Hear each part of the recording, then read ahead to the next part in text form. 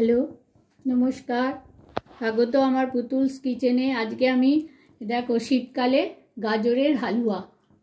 আজকে আমি দুটো গাজর নিয়েছি, নিয়ে এটাকে গ্রেট করে রেখে দিয়েছি। আর প্রথমে ওটা খোসাটা ছাড়িয়ে নিয়েছি, নিয়ে এটাকে গ্রেট করে রেখেছি।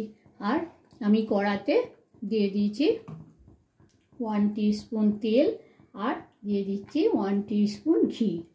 দিয়ে যেহেতু পরিমাণ অনুযায়ী দিচ্ছি আর কি, যদি তোমাদের বেশি পরিমাণ নাও তাহলে একটু ঘিটা বেশি দিতে হবে। দিয়ে আমি এখানে গাজরটা দিয়ে দিচ্ছি।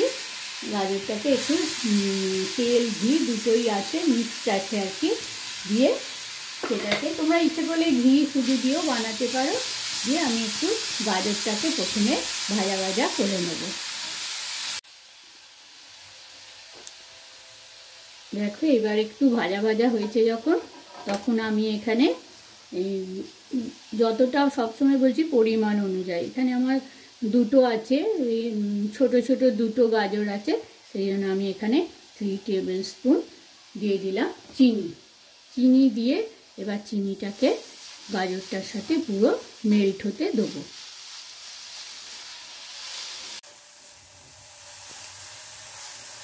যখন এখানে চিনিটা গাজরের সাথে মেল্ট হয়ে গেছে, তখন আমি এখানে 1 টেবিল স্পুন দিয়ে দিচ্ছি পাউডার দুধ।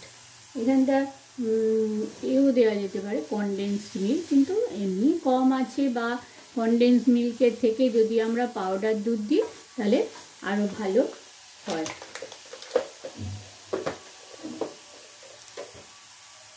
দিয়ে আমি এটাকে আবার ভালো করে মিশিয়ে নেব। এবার দেখো আমার এইটা গাজরের হালুয়াটা হয়ে গেছে। আমি এতে একটু ছোটো এলাচ একটু অল্প থেতো করে দিয়ে দিলাম। দিয়ে আমি এটাকে চাপা দিয়ে 5 মিনিট রেখে দেবো। দিলেই আমার তৈরি হয়ে যাবে আজকের গাজরের হালুয়া। এটা পরিমাণে কম, তোমরা ইচ্ছে করলে বেশি দিয়েও বানাতে পারো। এগুলো শীতকালে এইটা খাওয়াটা খুবই ভালো। বাচ্চাদের এরকম করে দিলে বাচ্চারা দেখবে গাজর হয়তো এমনি খেতে চায় না, দেখবে ওটা খেয়ে নেবে ওরা।